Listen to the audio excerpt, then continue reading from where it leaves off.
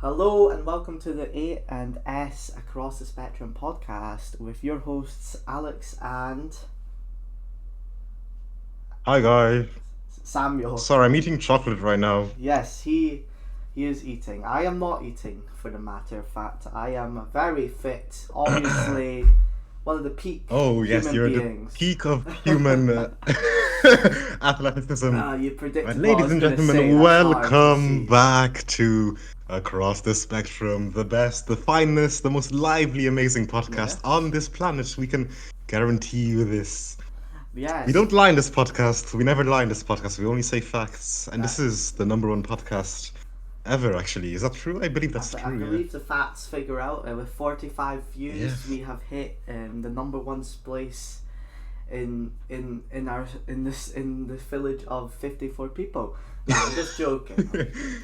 So today I'm gonna ask you some questions. That Oh I've dear, oh dear. some I will use from online, but I have some that I want to use off the bat that I've been thinking of and dwelling on. Oh, okay, So okay. From the heart, from the soul. and informed by current events. So the first one is, but by the way, just so everyone knows, the kind of format of this will be this or that kind of questions. Hopefully, for the most part, we might delve off it, but we will try to keep on to it. So let's begin. What do you think, or who do you think rather? Do you think the left or the right are who are you more worried about in the future and just now in general? The left or the Right, in the right? future and the now. Well, okay, like I said previously, I do sympathize with the left. I do like the left. I don't necessarily support, actually, I don't support many of their ideas, obviously. I'm not left wing, but I do sympathize with them because I do believe that they want good inherently. They all at least say they want a better world.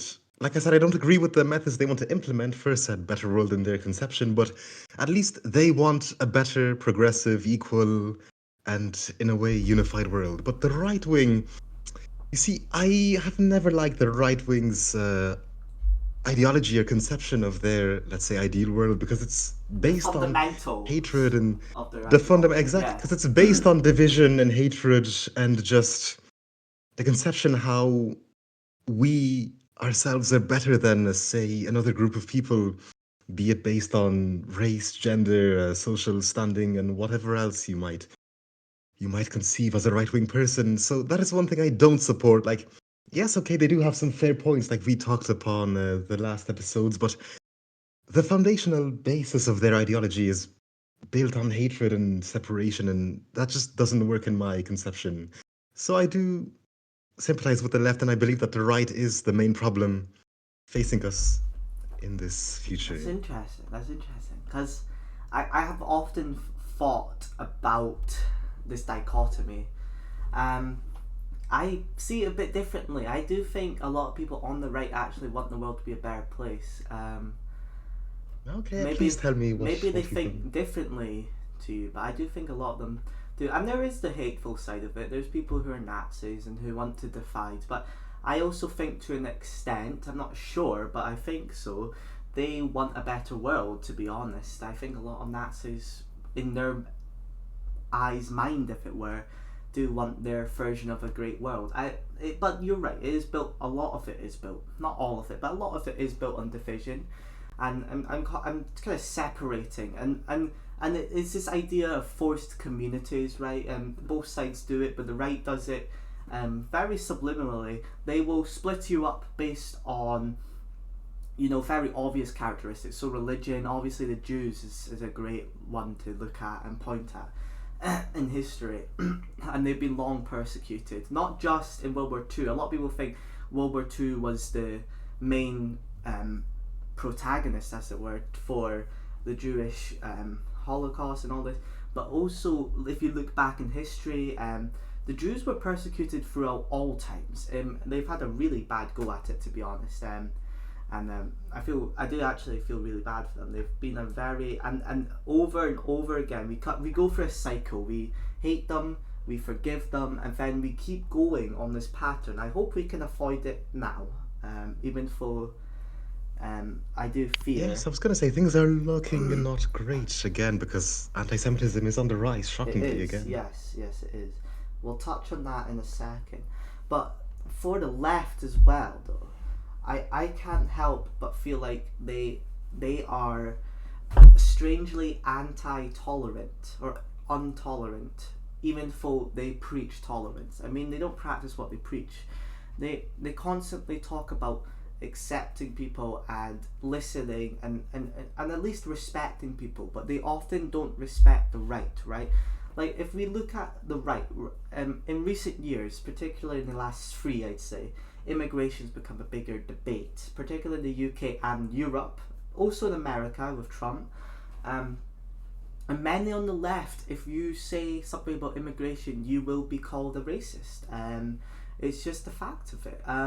They constantly cancel people. They constantly put people down who bring up the topic of immigration, and they mask it under this disguise of you are a racist. This opinion is hence null and void. And often I find the left are being like dictators almost with their online culture, because they're like, this is racist, this is sexist, you're banished and exiled. Like, I also brought this up to two lefties online, and I was talking about free speech. They were Nazis, and I said basically I defend them, and they were like, I defend their right to free speech, because a lot of people were saying should be illegal. They blah blah blah. You know, the typical spiel about free speech, and they were like, so you're defending Nazis? Like, do you see what I mean? They're perpetrating the truth. And I said, you can put it into whatever perspective you want, but at the end of the day, yes, I am defending Nazis, if you want to put it that way. You can frame it any way you want. You know, you can take a photo and you can put a filter on it. It's the same thing when you do it with facts and the news. The news do it obviously very famously. You know how different. You ever heard of ground news? They're always advertised. They're like, you know, like, we're gonna. They're the ones that say they're like they're meant to point out political biases in news media. But my point is, the left, they just fully inflamed my argument. I was defending free speech, and I said I support defending Palestine supporters' actions and speech as well. I said I also put that in there to show that I support both sides of the argument.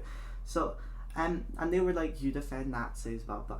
I don't defend Nazis. I don't like Nazis, but I do defend Nazis' right to free speech, as I would defend a communist's right to free speech. And I think it's so sad that we don't live in a society now where we don't sit on principles anymore, but we sit on ideological lines now. You know, that's a big problem. Where like, if you try to defend this one group, you're going to be hated by the other group, even if you were standing on a matter of principle. And that's what annoys me often about the left. I think the left do it more. The right does do it, but the left have done it a lot more, especially in the last 10 years, I'd say.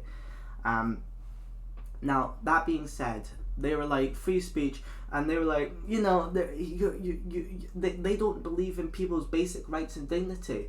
Well, why don't you respect their basic right to free speech then? How ironic, you know, like, I don't, like, oh, they don't think these people should have rights. Well, why don't you think this person should have a right to free speech? It's just so ironic and hypocritical, the whole thing is.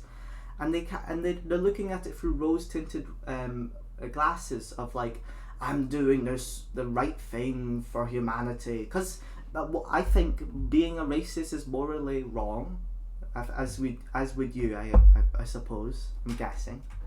Yes, of course. I'd hope so. And you know, it's just like they're just breaking it all down. So I do think, but to contrast, the right are a growing movement, especially the alt-right, I'd say. You know, they're galvanizing people, particularly in Western nations. Look at the UK. There's a growing base of white supporters for reform and restore Britain. They're growing. There's no signs of showing them getting smaller. In fact, they're only getting bigger each year or whatever.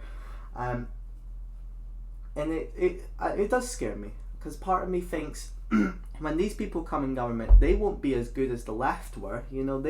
They'll be bad. They're gonna do. I do not trust them on defending free speech. To be honest, I think they won't. I don't think they have that Yeah, they backbone. say on paper they advocate for free speech, like we will guarantee free Yes, speech, yeah. but like you But say, do they? I Will really they? can't see Will them. they? I don't trust them personally. I I don't doubt it. I think. doubt it. I really doubt they would, to be honest. And they'll be like, oh, but we say we will, and we will. And sometimes you have to look beyond a person's words. Sometimes sometimes you have to look past their face and see what's going on the back of them. And I don't know. Some of the things they do are shady. But the left, they're even worse, because they're blatantly just saying, I don't support their free speech. It's at least the right are pretending to. Like, oh, come on, like come on, like it's just it, and it's the whole thing about free speech. But that's not the point. I would slightly lean towards the left for now,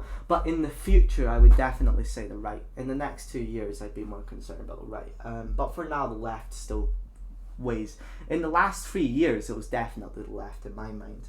But that being said, I think we kind of covered that question. Okay, yes, very, very interesting. Thank you for your thoughts. So I want to move on. Well, if you have any more words or any thoughts, just something you wanted to add on top of that, but you don't have to. No, to be honest, actually, your last point, how you're saying that at least the right pretends to support free speech, which, yes, Yeah. I can attribute that to them, fair enough. But like you say, at least the left tries to be inherently good. They say they want a better future. So with that, at least that notion, that conception, I feel like they can be, steered in the right direction. Like, hey, like, listen, the way you want to help people isn't going to be viable in the long term. Like, at least some can be, I don't want to say converted, but like, at least they're open to hear you out sometimes. The right are very like insular, arrogant, and just I- cold people in general. I would say the left are quite cold, actually, to be honest. The right are cold. Well, yes, actually, they're you're right. insular. Both are sides cold. are- Both don't. But I Well, think it's two ends of a coin. They're both. I think there are people on both When sides you're who are far on quite one spectrum, receptive, that is true. Yes. who are quite receptive to listening. I just as a personal thing, I try to listen to media I don't usually listen to. So usually, like, I like to watch people I disagree with sometimes. Not all the time. I like to watch people I agree with to make myself feel better. but people do that. We don't talk about that Okay. though. Like, we don't talk about that. People listen to the political whoever, person of their choice, because it makes them feel better about themselves, because it's like, oh, here's this person who agrees with me, at like a basic level, right? And so it's really hard to listen to other people you disagree with, because it is hard. I agree, it's like very like weird, and like, but we have to try, at least just a bit. I'm not saying all the time, I'm just saying, ever so often, try to listen to someone. I try to do that. Like, I've listened to Nick Fuentes, but I've also listened to Dean Withers. Have you heard of him? He's like some TikTok. He's a left. yes, he's yes, a progressive in America. He used to be pro-Trump actually, but he became a progressive over the years. And I've listened to him, and he makes the occasional good argument. I've listened to Nick Fuentes and Dean Withers debate each other. It's quite interesting. But the point is, we should listen to them. We should listen to everyone as much as to a little bit, just a little bit at least. So my next question was, now, do you think, like, in the latest years, like over the last 10 years, let's say, there were a lot of female accusations towards, say, rich men. Like, what I mean is, Johnny Depp trial comes to mind. That was very famous. And a lot of people, this is not really our usual purview, because this isn't really political, but this is kind of like a, not a political movement, but it's definitely a trend, right? We saw in the last 10 years, there was a lot of accusations towards men of doing something to females. What do you think about that? Like, do you think it was a lot of it? Do you think some of it was false? Because I think some of it was false, and I think they should meet criminal charges if it was false, because it was a lie. But what do you think? Okay, see, that's an interesting question because, like you said, that isn't really what we tend to focus on at all, actually. It's a good question. Well, of course, some were very viable, which held up in the court of law. I'm saying, I can't cite you examples, but I'm sure you can look it up. There are many, many trials, many accusations, which were, of course, grounded in law on a good basis. But like you said about the Amber Heard and Johnny Depp trial, like, yes, I'm not convinced that was entirely proper. It was, in my opinion, it wasn't something to do with how should I say this? It was more of like not a show trial, but something to garner attention, to captivate people's attention for a while this legal process drew out to a close. But Mm-hmm. going back to the main idea of your question, Mm-hmm. I actually I don't think there have been many false accusations. Like, I we think do there were a live in a decent amount. I pretty think I'm messed not up saying world. all of them. They were grounded. They are grounded in fact, of course. It's not a made up fairy tale story. Of course, we live in a world where this stuff sadly does happen, and I don't see a problem. Like, if it was a massive sort of scandal where it was all falsified, then yes, I'd see where you're coming from. But no, it's not really frontline news anymore, at least. Well, yes, the Not Amber Heard anymore. trial There was were. frontline news once, but that was one trial Mm-hmm. over. Well, when was that? Like 2 years ago? Yeah. Yeah, but there used to And be this stuff pretty happens. big It does happen, yes, news. but it happens in the background, I'd say. So it's not like to captivate world attention. And plus, there have been many trials where it's men on men, like, for example, That's the true. recent Trump scandals and all of the other I do scandals have we a hear of in the news. kind of deviating from the original because it was just like a spur of the moment question. I was just interested what you think. Do you think what do you think of the Alex Jones trial?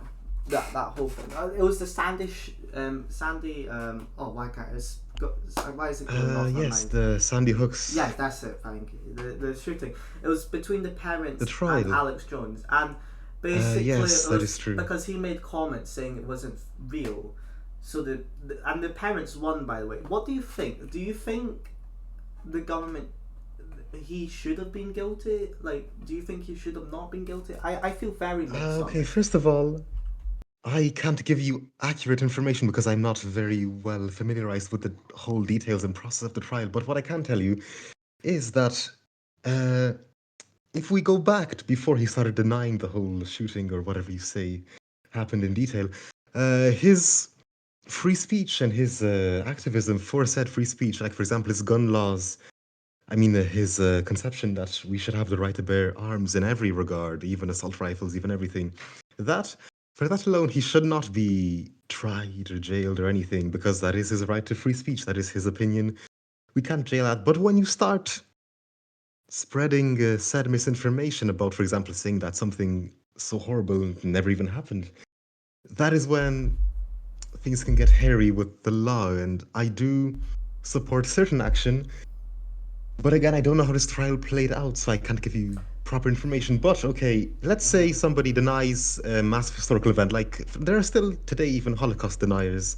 Yeah. The question is, should we try them? And under what crime should we try them? Because I believe it would if you fall believe under something, defamation. I'm pretty sure is the law yes, that it is true. That is was true. tried under. I personally, especially now, I can understand how it caused a lot of harm to the parents of Sandy Hooks because Alex Jones said they were crisis actors. You know, they were playing this up. I think it happened. I think it was a legitimate thing. He thinks the government was using it as a pretext to take away the right to bear arms. Now, I think where do we draw the line between being skeptical of the government and or being skeptical of an event and denying it happened? You know what I mean? Like, where do we draw that line? And I think that's quite a hard one to say where we go because part of me wants to say yeah he caused a lot of harm to these parents and they're hurt by it and he was guilty and he was had to pay I think it was over $1 billion dollars. It was quite a hefty sum. Um, or do we protect his right to free speech even if it was really harmful? And there were instances of his followers calling the Sandy Hooks people and like threatening them and that. And I think where the line was crossed was where he galvanized his supporters and the people around him to attack. Yes, to actively attack, like you said, Yes, the the survivors and the parents. parents. That is where Yes, we draw the line, of course, because, like we argue, liberty, if it does not affect any other person, like you're because okay, you're free to say yes, whatever you like, but he was galvanizing people to actively go and attack and insult and whatever yes, these people and who survived and went through this horrible, tragic event. So that is yes, where the line must be you drawn. and I think the punishment, to be honest, was too severe. I think um, I do think he should have been guilty. I just don't think it should have been that amount of money. To be honest, I think they knew what they were doing by fining him that much money, because they knew that would deplatform him basically, because he wouldn't have any more money to keep um, doing his business, to keep doing his channel. And I think that was wrong, because I think the government or the judge, knew what they were doing. They were taking away his right to free speech, and I think that's where it crossed the line, because the action itself was wrong, yes, but but what was worse was he was denied his right to free speech after this instance, and I think that's really the miscarriage. I think he deserved to be guilty. I just don't think it should have been as severe. A couple million, maybe more, but not as much as it should be. I think it was quite a huge sum. I reckon I recall it being. We can check. How much was Alex Jones fined? Let's see. Oh well, $1.4 billion. So, you see what I mean? Like it was. Yes, I do, I do. They knew what they were doing, and they were taking down. I don't agree with everything he had to say, Alex Jones, but he made the occasional good point. He questioned things, and that's important, to be skeptical, and to question everything, legitimately, and I respect him for that, because he stood out of the blue. He was standing by himself for a lot of history, and he questioned, and you know what? If he did a good job at that, if not anything else. I don't particularly agree with actually the vast majority of things he said. I wanted to move on to the next question, which I don't think we've ever talked about this. I don't think so. What do you think about gun control? Okay, very, very good question. Very good question. Okay, you see, again, this brings us back to, for example, mass shootings and all of that. People attribute that to the guns themselves, which obviously, yes, owning an assault rifle does enable a person to commit murder on a I agree. massive Agree with scale. that. But again, Agree with that. we talked about this a few episodes ago, actually last episode, about knives, how we keep banning knives, but the root of the problem is not addressed. People will still kill people if we ban all types, even kitchen knives. If we ban kitchen knives, we'll still see people being stabbed with, what was your example, like glass or something, or a brick. Yeah. Yeah. People will still kill people. They'll find a way, because crime will always be committed. Mhm. But okay, going back to guns, I personally, I see no problem with gun ownership. Europe actually does quite a decent job, actually, at gun control, because people think, like, oh, Europe, it's so difficult to get a gun. But when you read into it, it's actually not that difficult. Like, you need to be a member of a shooting club, to have a good reason to own a gun, and then it's pretty, like, plain sailing. You get a few tests done, and there you go, you can own a gun. But uh, in America, it is very easy to own a gun, and again, I don't see a problem with that. Like I said, the root of the problem is not the firearms themselves. It's the reason why people are committing these crimes that must be tackled, not the guns themselves. Like, for example, guns, knives, your example, bricks, glass, they can all be used to kill people.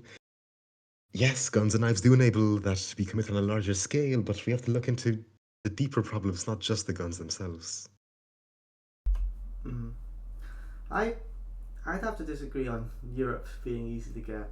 I think I think they're fairly hard to get in Europe. And I usually talk about this power balance when I talk about the world. I usually talk about how it is the fight against the people and the establishment, because it is. Let's be honest.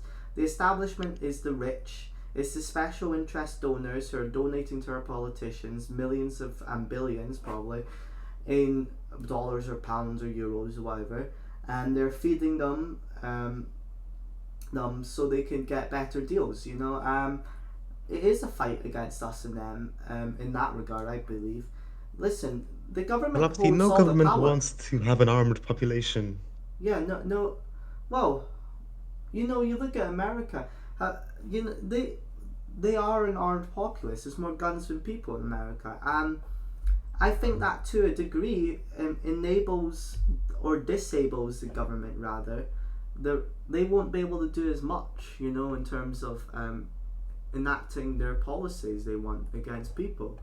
And this all comes down to me, at least, in terms of guns enable ordinary people to fight back against the government, because the government holds all the cards, man. And they have the money, they have the military and the police, they have the judicial system to ruin people's lives. They have all these bureaucratic and administrative measures which will make your make your life really hard if you say protest. You see, some people are in favor of face ID at protests. For example, you're not allowed to wear a mask at a protest anymore. This is because the government, in my opinion, wants to scan all their faces.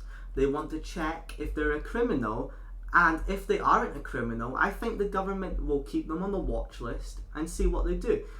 Now, the reason they're doing this isn't because of some noble measure. They're doing this so they can track down dissent. They can figure out who's rebelling and who doesn't agree with them, and so they can arrest them and lock them up in some bogey charges, and they're going to do that. And listen, when law becomes tyranny, rebellion becomes duty, or something like that. I think Thomas Jefferson said that.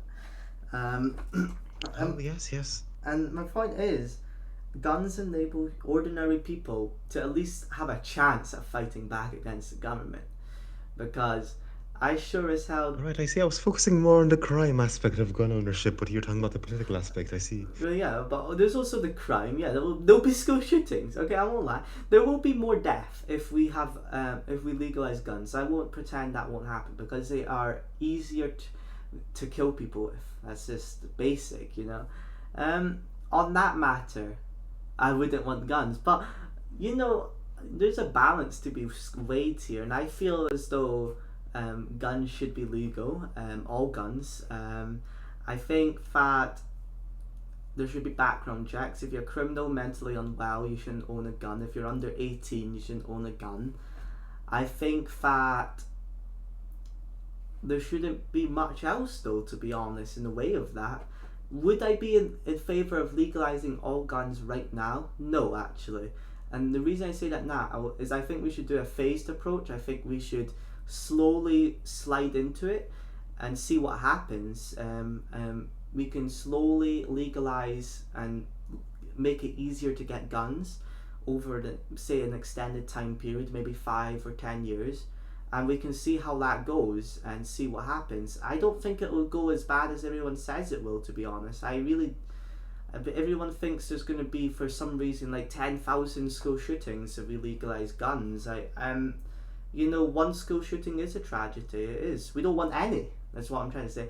But we also need to balance the will of the people. And listen, look at what's happening in Europe right now. There is a rise of authoritarianism in the world. It's undoubtable. There used to be more democracies 10 years ago than there are now. Why is that? Because the government is cracking down on people through the use of AI.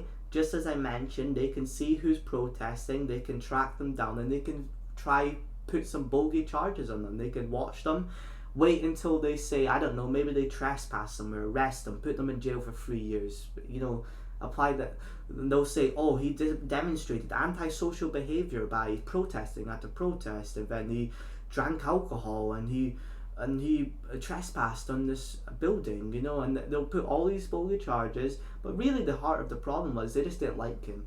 So we need an independent judiciary as well.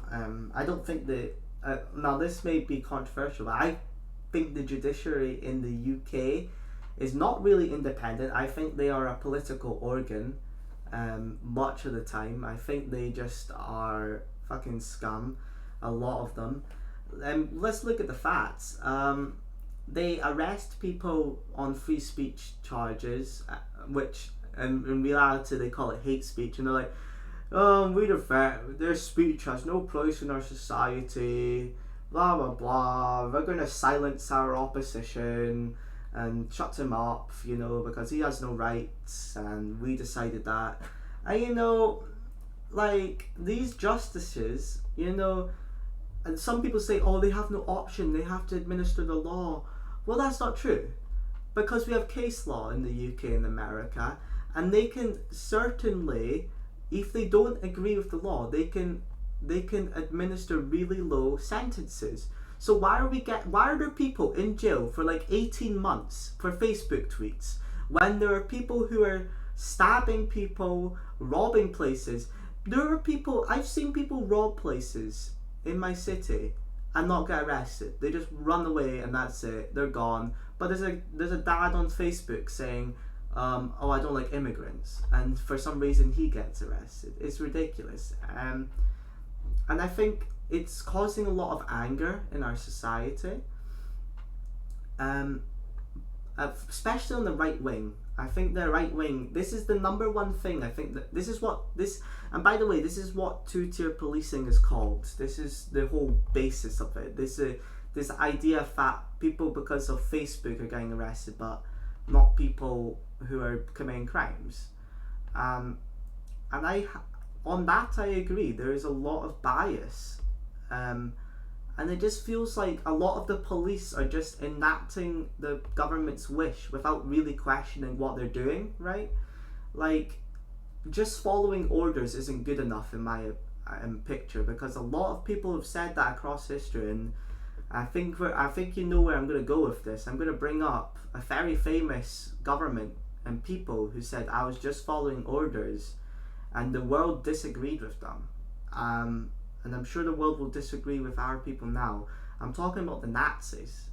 They were just following orders, but they committed atrocities because, well, they just went along with the program, right? Like, the judiciary, the police, the entire government of Germany was weaponized. And I'm not saying the UK government is being weaponized to that degree. I think it's much, much, I'm just going to say that, much, much, much more subtle in the way it's done. It's not explicit, it's not widespread, but I do think it happens, is what I'm trying to say. And that's a problem. And why is no one doing anything about it? I don't know. In the government, I mean. Why is no one doing anything in the government? I don't know. It just serves their interests, I guess. But I got way off topic of guns. But yeah, I do think there should be a legalized eventually. Yes, guns. In 10 years. I think there should be a phased in approach with it though. Just to see what happens. But if there are guns legalized, I think we should have security in schools, just in case, in big public places, just to protect against the threat that guns would cause. I'm not saying we should be oblivious if we legalize guns. I'm just saying I think they're worth having around. I think they serve a very useful purpose for the ordinary Yes, people. right. Sorry to interrupt, but your main point about guns is that it will enable us to have more democracy, for people to have more power against the establishment. Yes. But then again, that is rooted in power through numbers. Like you said, in America, there are more guns than people. So they have that culture that they are an organized, okay, not organized, but like they are a mass of people who own guns, and the government is scared of that because they are organized in a sense. Say people in the UK, they don't have guns, but they organize in, say, unions and protests and whatever. That could have the same effect Do you think legitimately right now? ownership. Legitimately, do you think the UK government's scared of the people?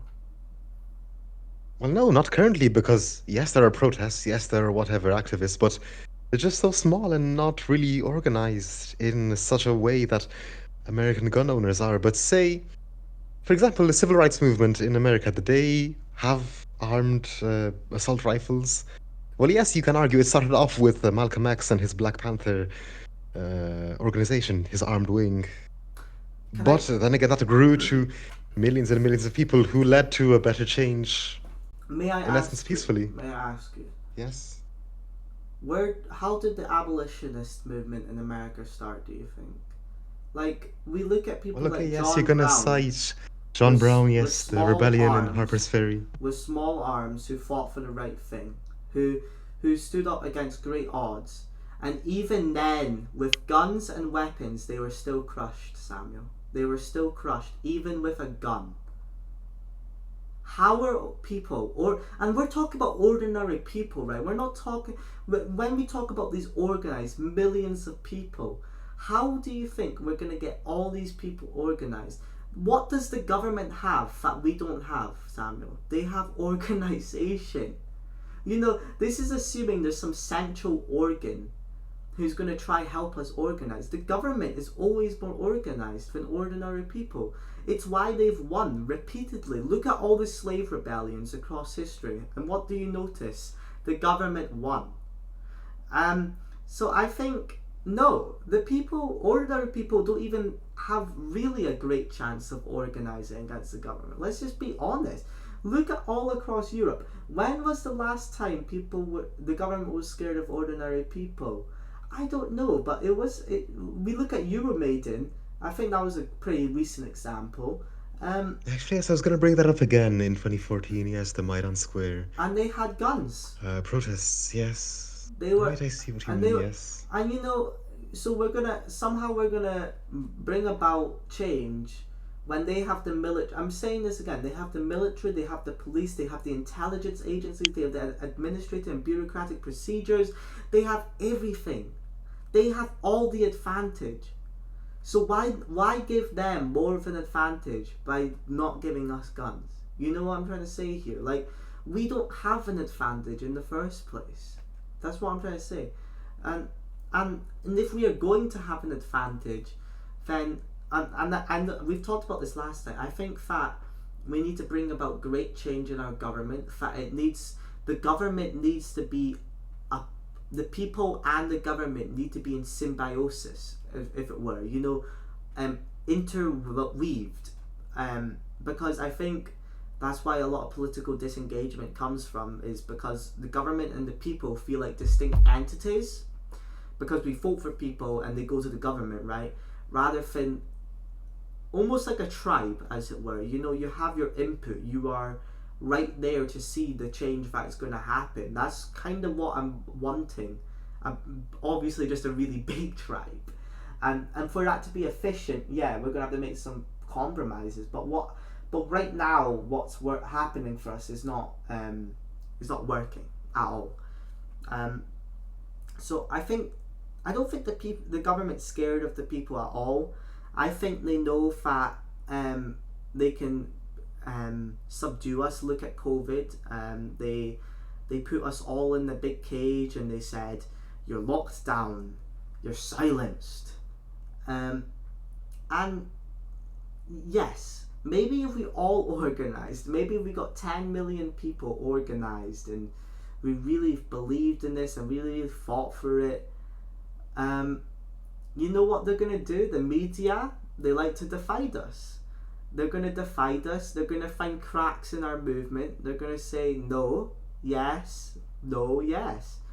So I think it's just, there's so much going against us in the first place that I think having some weaponry might help us, I don't want crime.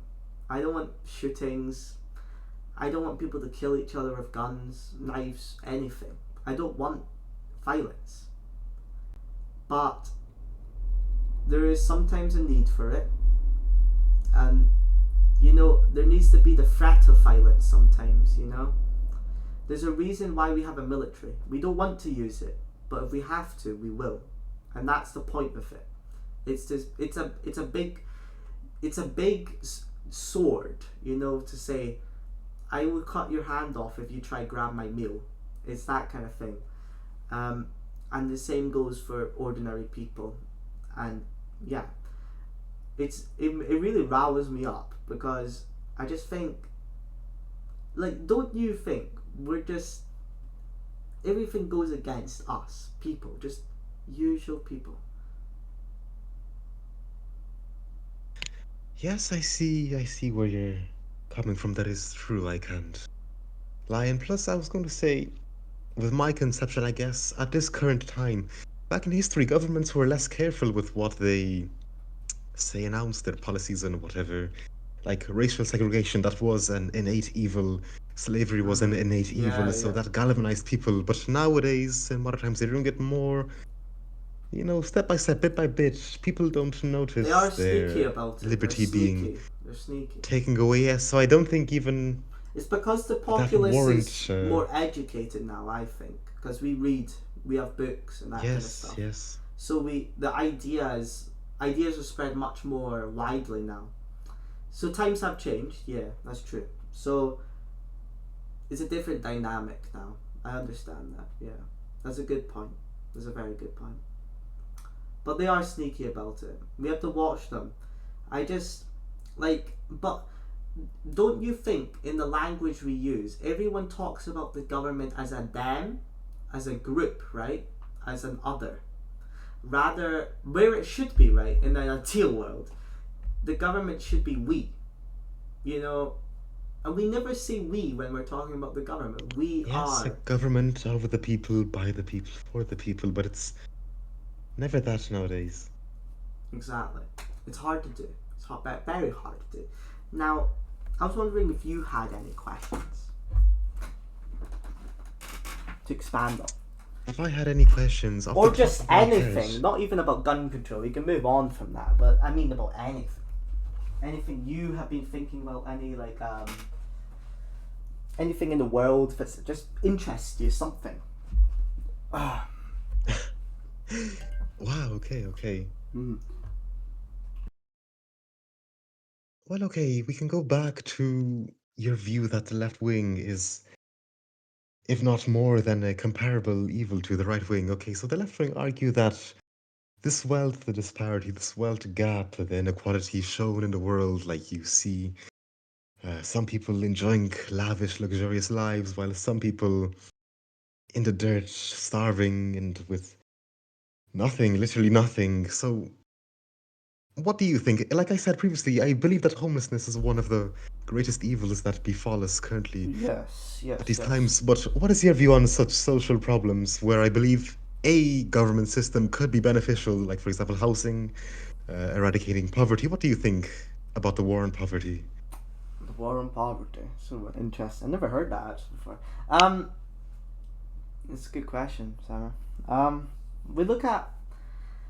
For me, we look at the NHS, and we look at, it was pretty good at one point, and then nowadays it's pretty shit. Let's just be honest. It's come down a long way. I think the number one thing that for me is capitalism should be about is competition, right?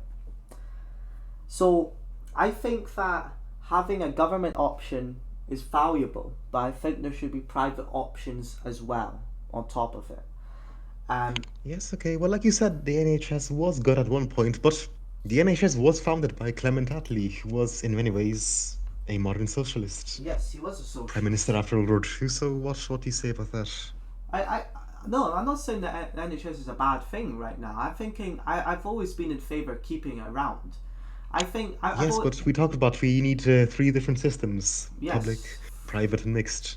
Yes, so I think that there should be public sector and in different layers. In the real estate, I think it should be very low, the public sector, but in healthcare, I think it should be fairly high. About 30% of the sector controlled by the government.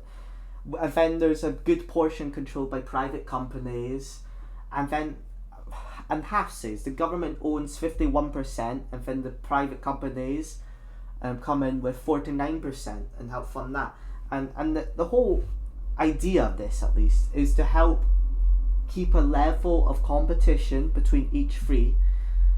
The government gets to help lower costs. They get a say, a word, as it were, in the door, trying to protect ordinary people's interests, whilst private companies can help keep the government competitive and keep prices low for everyone.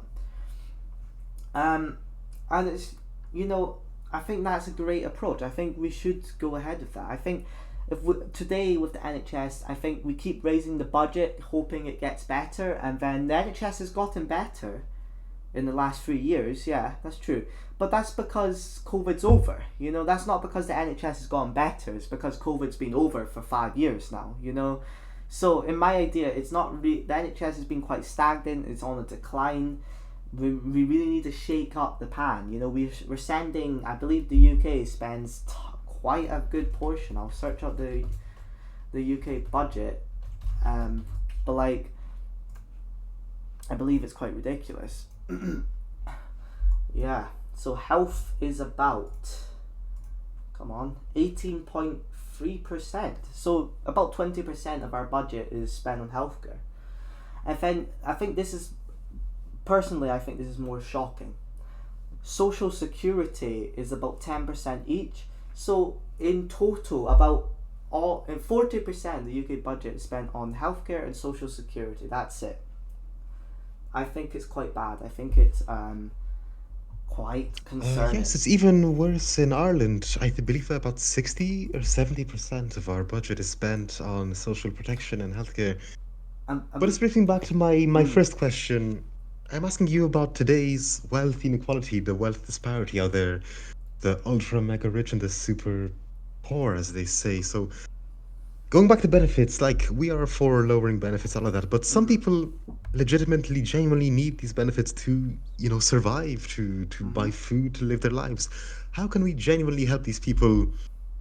And, for example, going into homeless people, what do you believe about homelessness? Well, I'm in favour of, instead of benefits being straight cash, I think there should be food vouchers.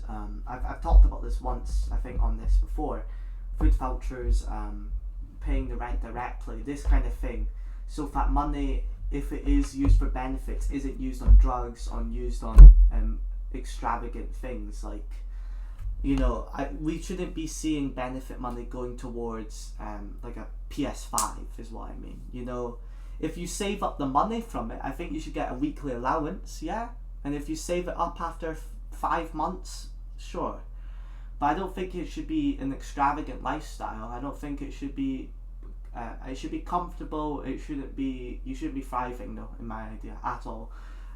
It's a level of survival, and depending on what the benefit is for, it should be very basic needs to a comfortable level. If you're disabled, it should be comfortable. If you're unemployed and you're perfectly well, you should be very basic in comparison. But the wealth inequality, in my mind, it comes from this whole idea that capitalism, we are not living in what we are designed for. We should be living in distributism.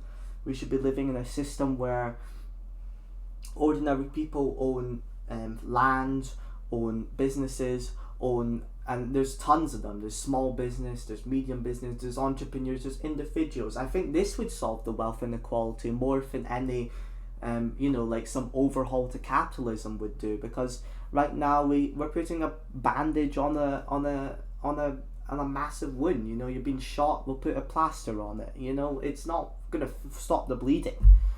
If we're really gonna attack the root of this problem, we need to change the system we live in, and change it so it benefits really ordinary people, and so that everyone has a chance at owning their stake of the land, as it were. We've talked about that. You and me want the same thing for this, at least in terms of distributism. If the government needs to encourage small business, we need to give tax breaks. We need to tax heavy business. Big business, sorry, heavily. We need to tax them hard, because they don't deserve the same benefit of the doubt that ordinary people do. But ordinary people deserve benefit of the doubt, not these mega corporations. And it's not going to drive. If it drive away business, so be it.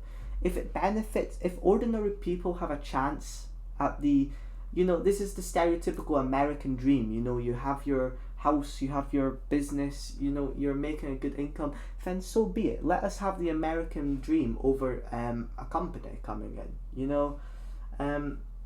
Will there be economic hard times because of this? I think so, yeah. Because, listen, if big business knows that we're anti-big business, they're probably not going to invest in us as much. So we're going to have to get investments, guess what, from ordinary people.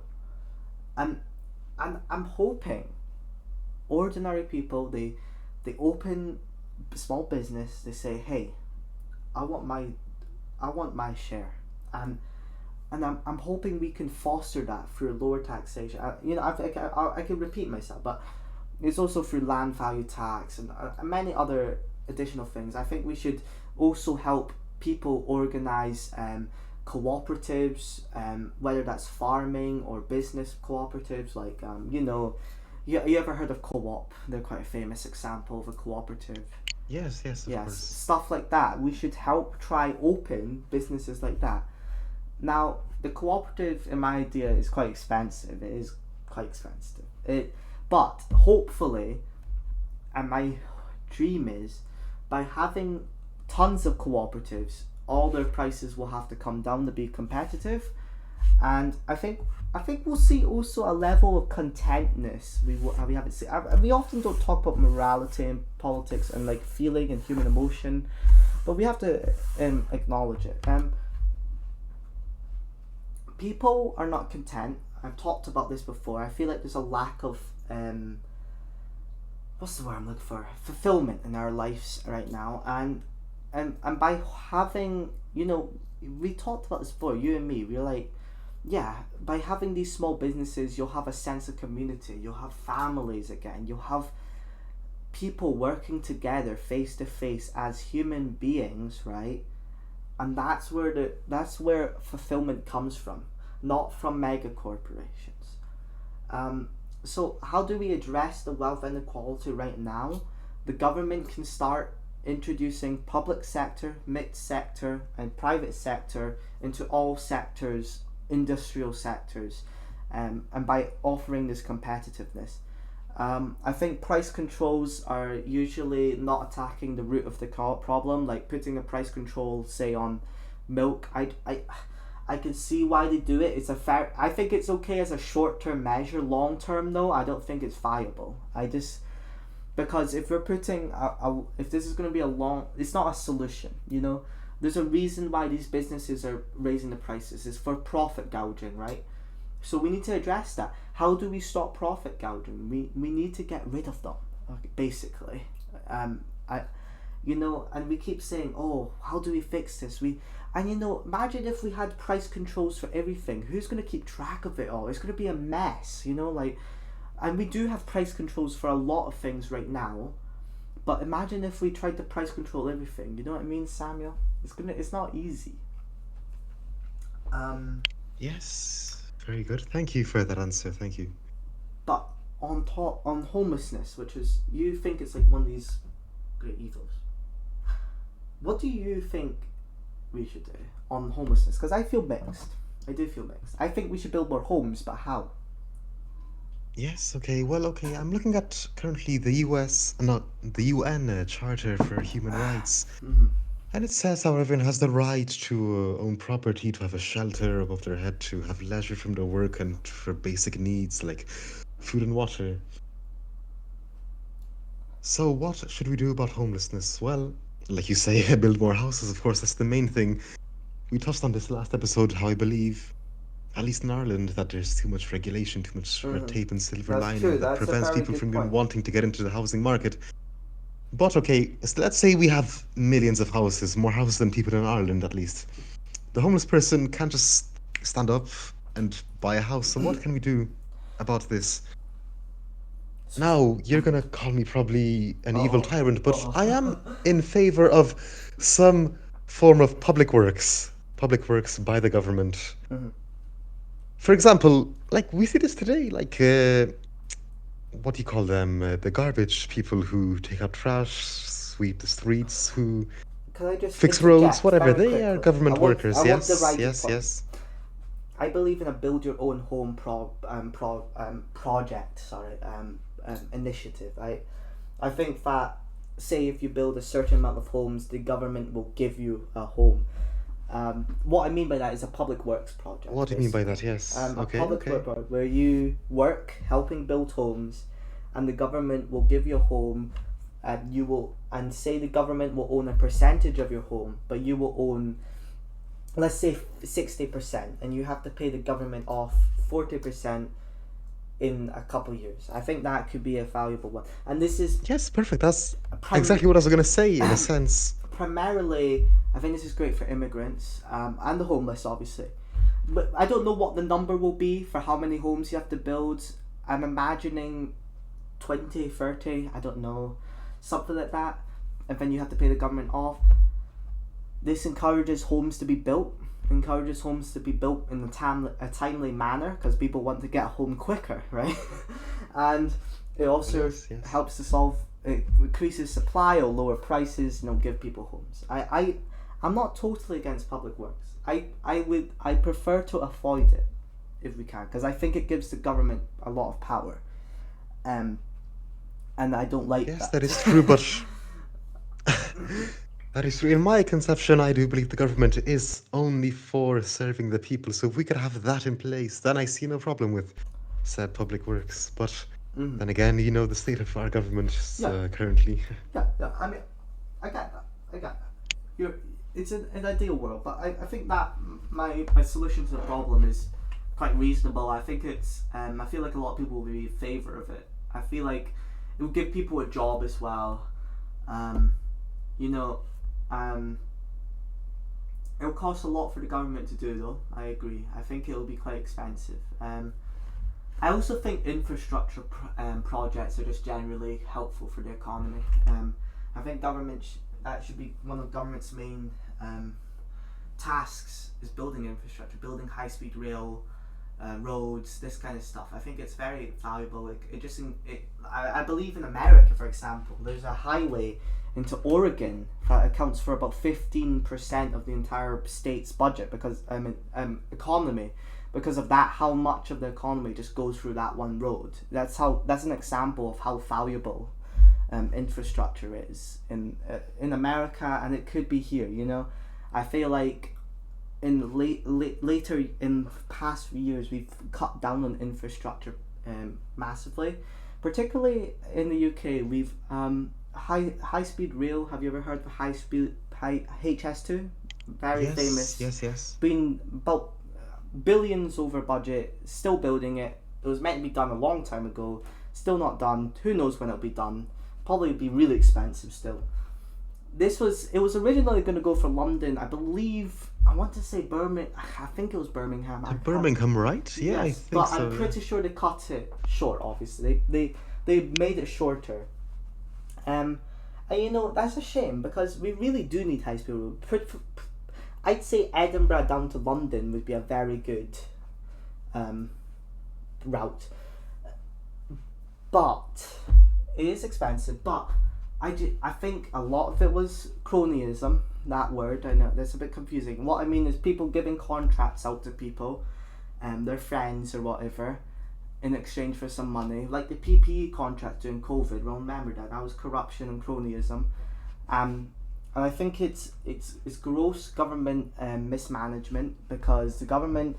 We've talked about this before. There's a bureaucrat somewhere who rubber stamps the money, says okay, there off it goes. It's not mine, and it's the regulation also, because the government has to follow its own regulation, so they try regulate, and then it just all disappears because of all the red tape. They're red taping themselves out of business. How ironic! Like, it's just like, and so all these issues accumulate to a project that's billions overdue and also late and being cut. The route has been cut short, so basically failed in all regards, really.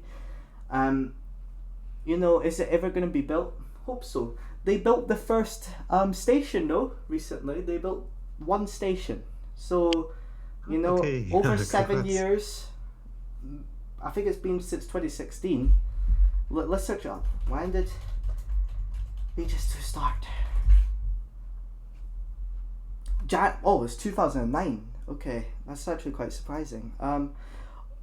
But they only started construction in 2020.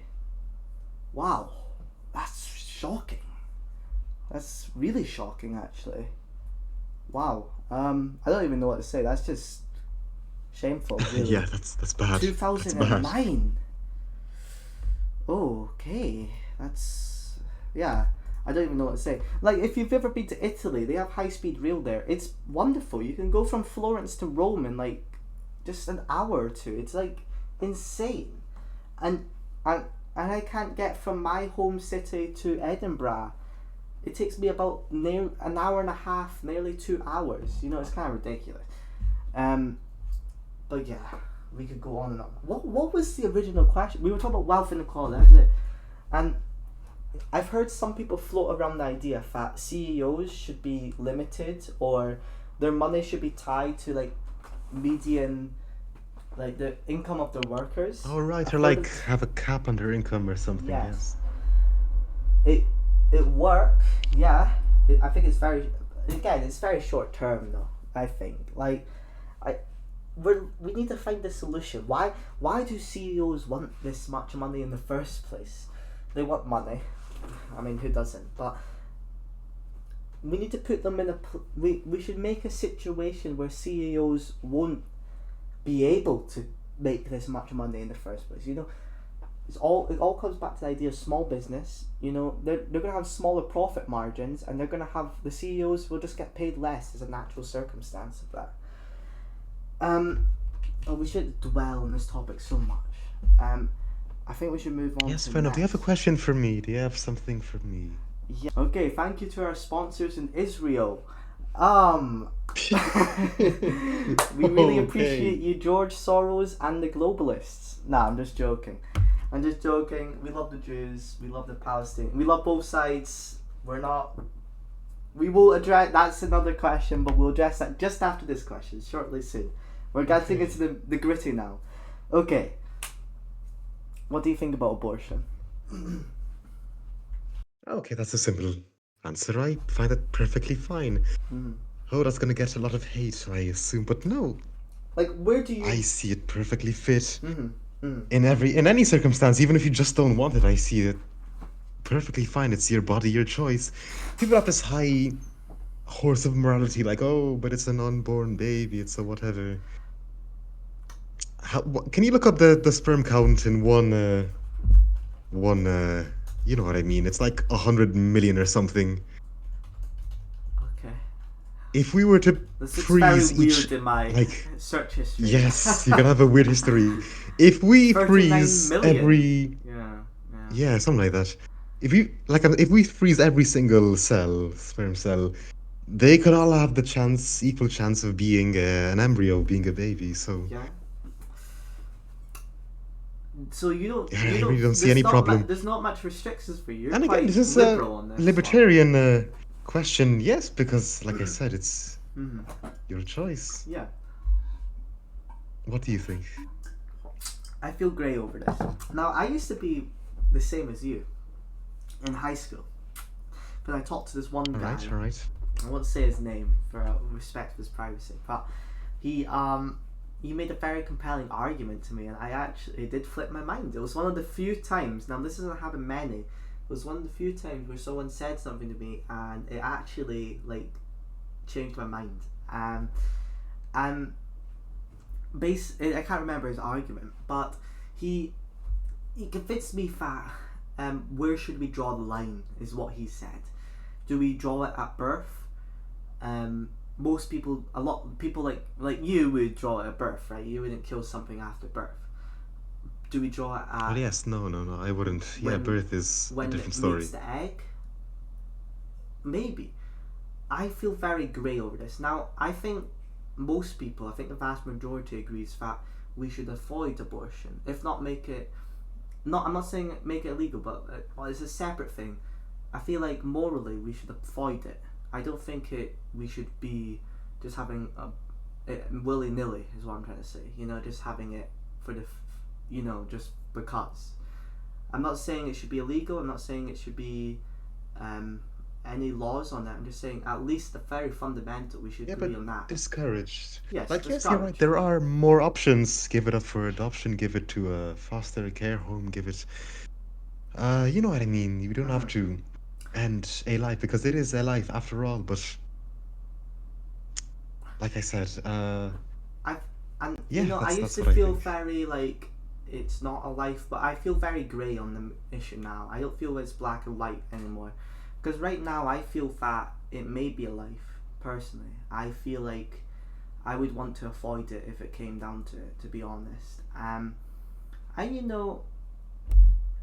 it's I think I could see if I were in that shoes, I would probably want to get rid of it.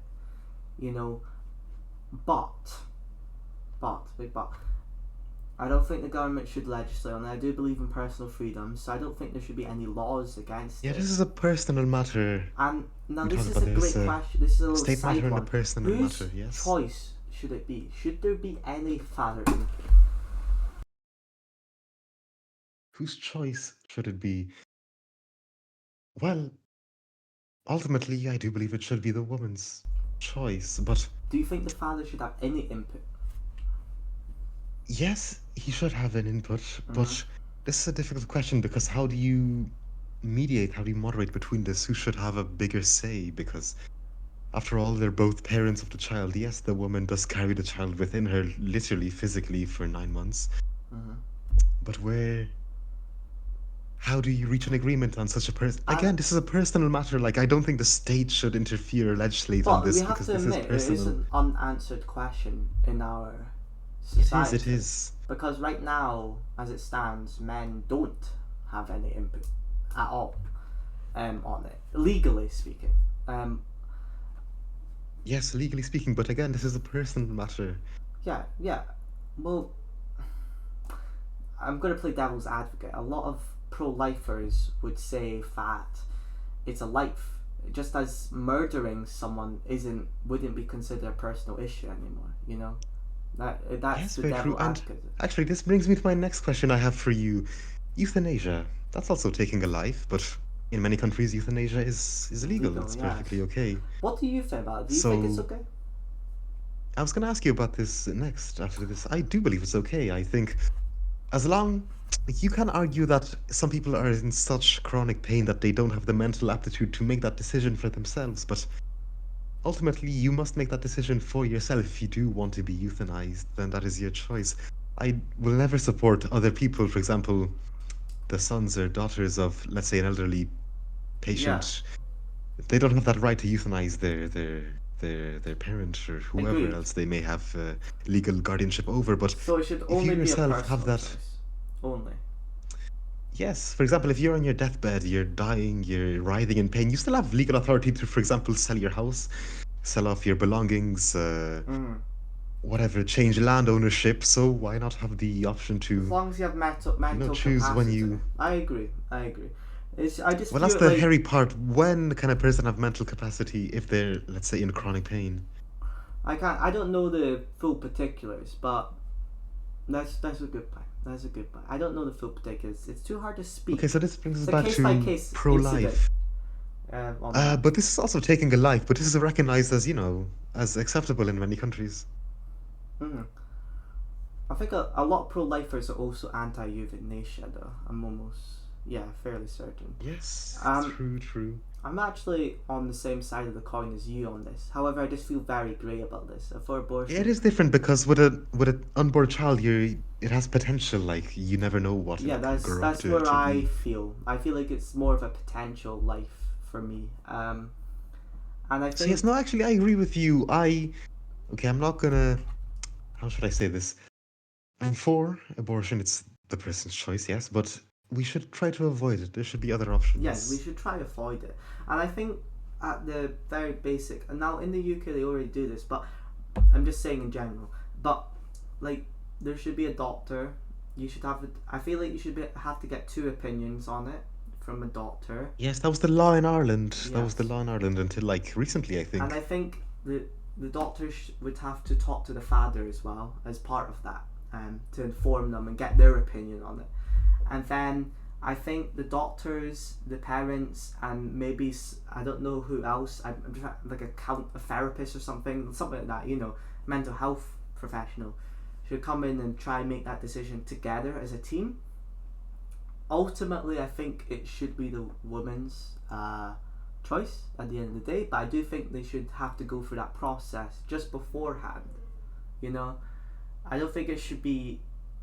Now, I'm in favor of maximizing freedom. I think it's a bit of a murky situation. I do understand it. It's kind of ironic.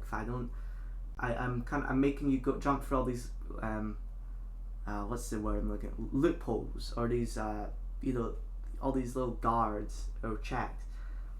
But at least a doctor, in my mind, at least talk to a doctor, and the father has to be notified at the very minimum. For me, I think that's a very fair compromise.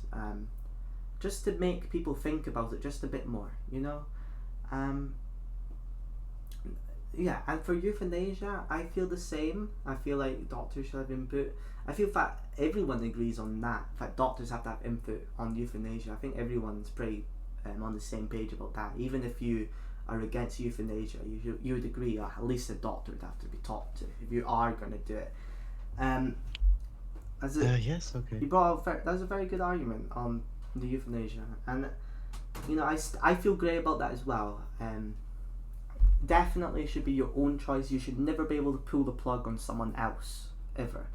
I'm in my mind. I don't think there's any, like, even if your son is really disabled, he's like drooling, and he's like, I don't know, something wrong with him mentally. I don't know.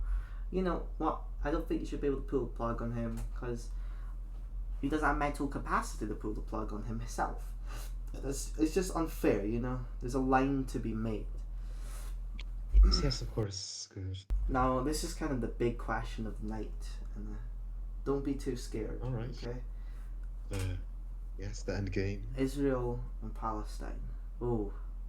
Okay. Here we go. We just every single nation and all the comments this is the one that I'm definitely putting this in the title because it's like clickbait, But yes, all right. Okay, before I start even to say anything, listen, I don't have the full facts. I was actually going to research this before you called me because when we look at the news today, everybody says genocide in Gaza, genocide in Palestine. But what is really meant by that term? I have to really research into that and see what the facts are and what's really happening on the ground. I agree. Yes. So, with the actual conflict itself, we have, of course, the two sides. Now, listen, in my belief, there's no good or bad side in war. In any war in history, there is always bad and there's worse. You can argue me later on your conception of how there could potentially be a World War III, but that's for a future debate. Here we have bad and worse. There's never... And you can argue who's worse and who's just bad, but... Listen, I do not support terrorism in any sense, and what Hamas and all of these other groups have been doing can be classified as terrorism. Yes. But then again, when we look through history, people who have been determined to fight for their right to be a nation state, to be a recognized people, they have also been branded as terrorists throughout history. Of course, you're Scottish, you know of what was the guy's name? William Wallace. God, what was his name? William Wallace, yes. He was branded a terrorist by the English. Yes. I am from Ireland. The IRA, back in the 1920s, was branded as a terrorist organization. Even in England today, the UK, Palestine Action is branded as a terrorist organization, so they're up there with Hamas itself. Yes, so the people of Palestine, they are determined to have their nation state be independent, sovereign, and free, which I do respect as a libertarian and a social, I don't want to say activist, but as, a part of the left wing, I do believe the people have the right to self-determination, and they are determined, so I do respect that. But again, their methods have not been the most, how should you say this? They're violent. Not well received, very violent, not well received by the public opinion, which It is a situation which it's like a Jenga blocks, like Hamas started it with the October attacks. Mm-hmm. Then Israel retaliated with increased violence, so they Mm-hmm. also increased their violence. Israel increased their violence, so it's like it's a Jenga. What's it called? Dominoes, dominoes. That's the word. Yeah, I. So now both sides are looking. They're pointing fingers at each other, saying like, "Hey, look at this horrible thing you did. I am justified to do a second horrible thing," which is not Yes. how modern conflicts should be. In modern war, there should be a side that's like, hey, that stands on principles. That's like, hey, listen, we will refuse to do this, even if it may benefit us. Like with the word genocide in Palestine, it's all about collateral damage.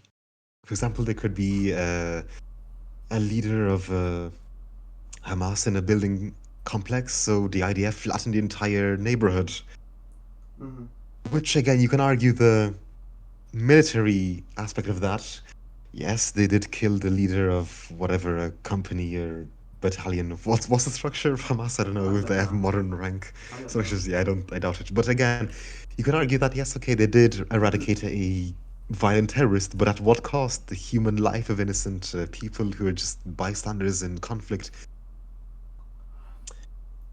And this was a problem all throughout history. Collateral damage. When do you draw the line to achieve a military goal? I believe that if Israel does want to curry favor with people, which is a very difficult thing for them to do now because the entire world basically hates them, they Mm-hmm. first of all have to stop indiscriminate bombings. They have to really, because in the end, Hamas and all the other organizations, they are like a ragtag militia group of paramilitaries and partisans. They are never as organized as a state, like, for example, the state of Israel. They can never be that organized. So, Mm-hmm.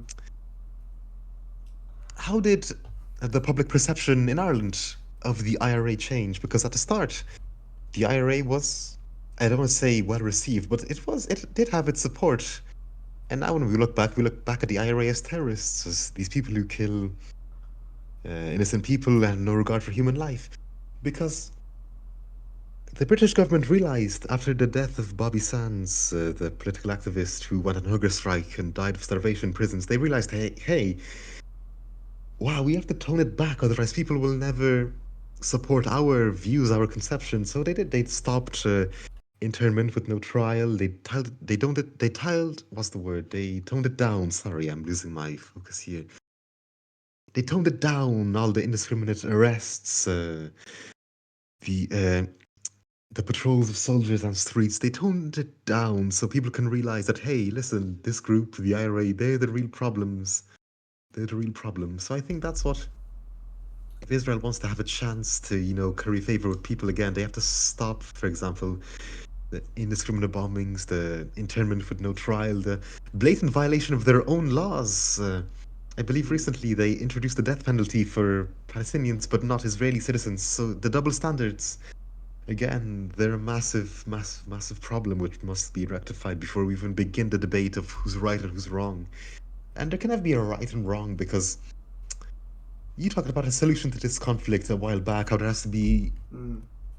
Yeah. uh, an agreement between the people of Palestine and the people of Israel, how there has to be. Uh, Actually, could you speak about this? Because I don't want to put words in your mouth. What do you think the solution to this could be? I think the solution to this is not a two-state solution. Everyone calls for a two-state solution. I personally think a one-state solution would be harder to do, but would be long-term much more viable. Um, I think Okay, that okay, and what do you mean by that? the UN and the EU should send in police forces, police units into Palestine and Hamas controlled areas to arrest and restore order in these terrorist areas and all of Palestine in general. I believe the UN will set up a transitional government where Israel and Palestine will have equal autonomy and representation within this council, as it were, and then over a very gradual process, say 10 years, there'll be a UN commissioner and an elected two elected representatives, the Israeli president or whatever, and the Okay, wow, you really Palestinian thought one. this through. Okay, you have a good system for this one. So there'll be three co-leaders, and they by doing this they'll have a lot of autonomy. So they'll at the start they probably have separate customs, borders, but over time they will become a federation with shared borders, customs, shared diplomacy, but they could retain their individual identity and government structure, religion, all this sort of thing. It's striking that balance. I don't think there should be one country, as in like, America. I think that's not enough autonomy. I think they need more autonomy to be happy with each other, to be honest. But I think we can strike that compromise. One thing I'm strongly in favour is no borders, though. I think if they have a border, I think there'll be a war again. So having shared customs and borders is a big one for me. I think that's probably the biggest barrier in terms of breaking the peace between these two people. The two-state solution, I think, listen, it's been a big tug of war for how long, we can keep pointing back in history. We can keep going back. We can go back 5,000 years and be like, the Palestinian people moved here from Africa first, and then the Israelis pushed them out or whatever. Let's stop trying to find out who's right or wrong, who deserves to be there or not. Let's just look at the problem now. Listen, there's two people here in this place. Let's stop trying to kick both of them out of different places. Let's just let them live in this place. So, that being said, let's stop looking at the past. Yes, the past is important to inform us, but let's not just let it dictate what we do now, okay? We have to make a choice that's really beneficial for both. And I think the only way by doing that is by letting them live in wherever they want within this region, There's families on both sides. There's Israelis in Palestine and Palestinians in Israel. I think ordinary people want to be able to live where they want to be able to live, So let's get that on board. I think people call for the two-state solution is just a blind solution. I don't think it'll work. That's what I think. But if we're this is a hard question. I feel like people criticize Israel fairly enough. They commit atrocities. I don't know if it's a full-on genocide. And people will hate me for saying that. I know. People think it's a full-blown genocide. I don't. I'll just be honest. I think if it's a genocide, it's a half-assed one. Yes, I can't speak on this yet because I don't have the facts. So, Listen, but no yes, one no, has go all on. the facts. No one has all the facts. But what I'm going to say is, Israel has committed atrocities. They have committed war crimes. They have killed civilians. I do not think they are making a coordinated attack against all Palestinians. I do not think they're trying to exterminate them, or if it's ethnic cleansing, I'm not sure. I don't know if they're trying to replace them with Israelis. I'm unsure about that. Maybe they are. I don't think it's a full-blown genocide yet. I think it's a very half-assed one. I think the more important thing to take away from this is the IDF commits a lot of crimes, but so does Hamas. And Hamas, let's just look at the money trail. They're funded by Iran for a reason. Iran provoked this conflict, okay? I feel like we often forget that Iran was the boogeyman behind this. Iran, they won in this conflict. The real winner. There's three sides to this: Israel, Iran. I guess Hamas is on Iran's side, and Palestine. Okay, there's three sides: Iran, Palestine, Israel.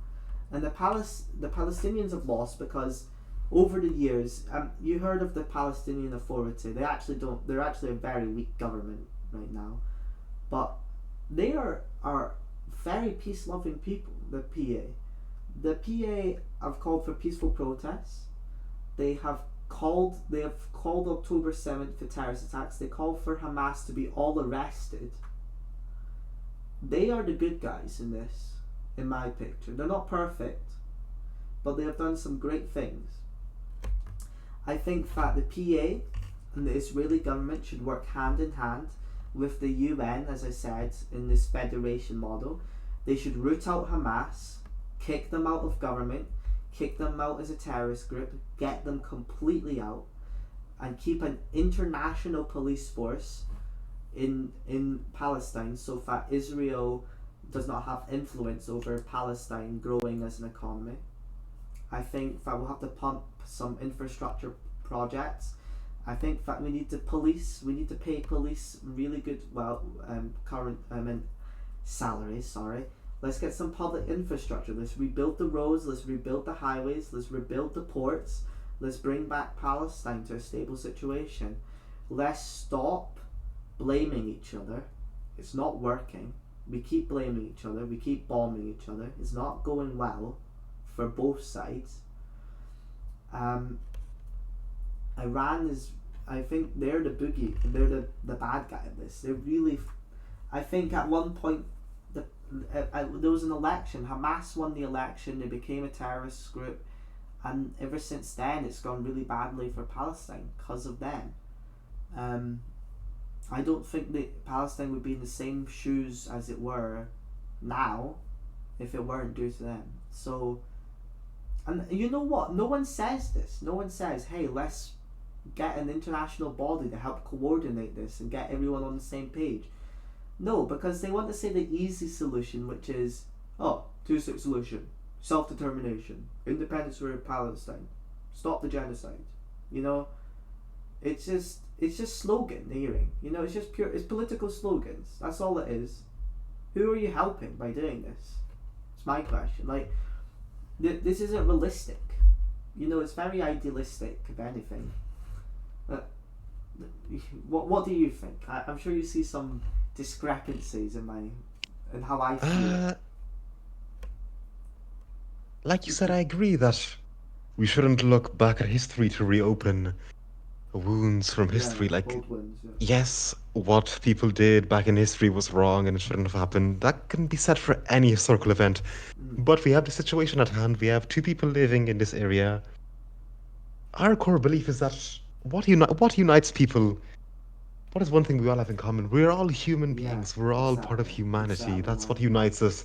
There should be no reason for us to want to even kill each other or hate each other based on anything. Yep.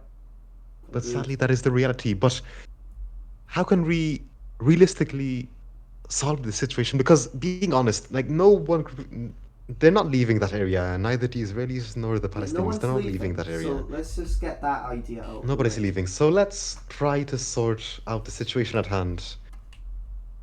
Be it hopefully peacefully, or at least conventionally, without these atrocities and war crimes, like you say. Do you have a different solution?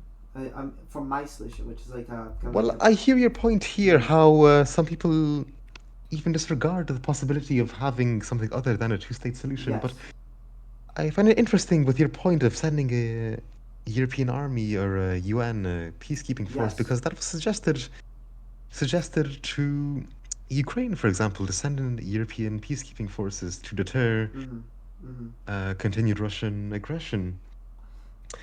And with peacekeeping, with UN peacekeeping, I am actually in favor of UN peacekeeping, like as a whole, be it, I'm not so sure about Palestine currently sending in UN forces, but throughout history you can see the great benefits that the UN peacekeepers have brought to areas. So that's not off the table entirely, but what do you think at present? Like if you were at the table tomorrow morning, what would you propose?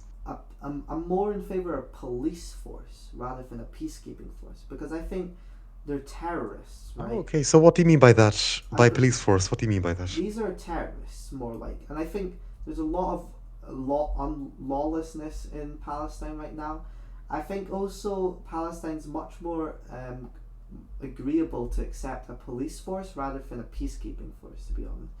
If we send in a military force, I feel like they're much more likely to say no, unless we send a police force with the aim to restore order, to stop terrorism, and to arrest Hamas terrorists. Yeah, I was thinking more of like an Afghanistan situation where you don't have the army patrolling. Well, you did have that, but like, I mean, concentrate soldiers in, say, a military base like the UN does currently in Lebanon, for example. Yep. They condense their soldiers into one like base, whatever, just for the sheer deterrence of having presence in that country, which Yes. can aim to stabilize a region. I think there should be Not an. active policing with rifles in hand going down streets, but like, okay, what do you mean by police force? Do I you mean like mean like officers with batons and tasers and what? pistols. Yes, very not heavily armed Okay, police. okay. I think there A should lightly be an armed, okay. I feel like there should be an armed unit and task force if so far they have that on hand. But I think that most of them should be lightly armed, much like a just a French police Alright, but you force. see, but sending a lightly armed police force into one of the most devastated and hellish places on the planet currently. Well, First of all, how do you convince people to want to do that? Secondly, their reception will be. How do you think they will be received by the people of Israel and Palestine? What do you think? Well, I think we're not going to send this into. We're going to send this into certain parts of Israel, not all parts of Israel. The reason I say that is Israel is quite a law-abiding country. Let's just be honest, and not all of Israel needs it. But we will put it in areas where there are a lot of Palestinians, and there's potential for you know, bias by Israeli police forces. So I think there should be in border regions, for example, where there's areas of heavy amount of Israeli and Palestinian residents, these kind of areas, and all of Palestine in general. I feel like and I know you think that sending them into an active war zone is a bad idea. Um, Listen, we need to stop the active war zone, and doing that is through policing right now. Yes, okay, I see what you mean, but I somewhat disagree because Palestinians, or at least the armed wing of their struggle, Hamas and whoever else, they dislike foreigners as a whole, not just Israel. They hate the US, they hate the West in general. So they won't receive kindly to Western policing units on their own street. What I believe we should do, actually, is a similar model to how we rebuilt Germany after World War II. Yes, the US and the Western Allies did control the policing force, but they recruited Germans to be the active police officers on duty. They didn't have. Well, this Well, okay, at the beginning, yes, they did have Americans and military police well, yeah, patrolling the this streets, but is the later, in like beginning. even a Yes, few years, not even a few years, like a few months, they had Germans in uniform patrolling the streets of Germany. They didn't have I'd be foreigners on the street advocating the because that. exact same thing. I I think we Okay, need to okay. pay police well in Palestine, native policemen, so that they can secure their own borders, so that we can limit the financial cost of this to the international force, because it's going to cost money, and we're going to want to be there for as little time as possible. So we will recruit native people. It's going to take a couple of years, I think. It's a commitment. Yeah, it's a commitment, but it's a commitment we have to make if we actually want this to happen. Saying stop the Yes, and it has to be done genocides right. is not going to solve anything. If Yes, the I was going to point IDF to an stops all example. military Okay. activities, nothing's going to change, in my picture. Something will happen. What were you going to point to? Sorry, we have to do it correctly because you can point at Afghanistan, how the US tried to train the Afghan National Army, their police Mm-hmm. force, their intelligence service, whatever, their basic foundations of a state and the Yes. government, and how quickly that crumbled under, I don't want to say immense pressure, but it was moderate pressure. Like the Taliban were on the retreat before the US withdrew from Afghanistan. It was the number Some one may argue biggest that some. strategic failure in America's history, in my opinion. I think we Okay. had a force of like, it was like 400 people there in Afghanistan, and that stopped an entire terrorist government from taking over. That's all we need. We just need a small force to stop them, and it's gonna, that part will be long term. So we'll probably have about 500 people in Palestine indefinitely. I don't know, 20, 50 years, something like that. But that's not a big commitment. Like that, it's a long one, but it's not a big one. 500 people is in the grand scheme of things for our countries, especially if it's an international force. We'll be sending like 50 people each. It's not much. It's not much to ask for. The casualties would be incredibly low. At the initial phase, it'll be higher, obviously, because we have to establish control. But once we cement it, I don't think it'll be costly at all for us. And I think it's worth it if we're going to bring peace. Um, I think if we're going to encourage an international force, I think the question is, how do we encourage a lot of countries to get on board with this? I think, and sadly, it's about money, right? That's the sad truth of it. I think every country will have to get something in return. I don't know what it will be, but we need to encourage countries to get in there. So we'll debate that. I don't know what it will be. I have no idea. That's going to have to come down to real negotiations. Like, what do you want from this? It's going to be a bit of matter of the fact, as it were. But I think it's doable. I actually believe in this Yes, okay, path very interesting. But because there must be because a way it to stop the war, to stop the conflict. yeah because look at it right now. What is do you know anyone who is advocating a path forward, like a legitimate path forward towards peace? I don't know any, not a single one in my mind. There was the Board of Peace by Donald Trump, but that wasn't at all a legitimate or feasible way of making peace in the Middle East.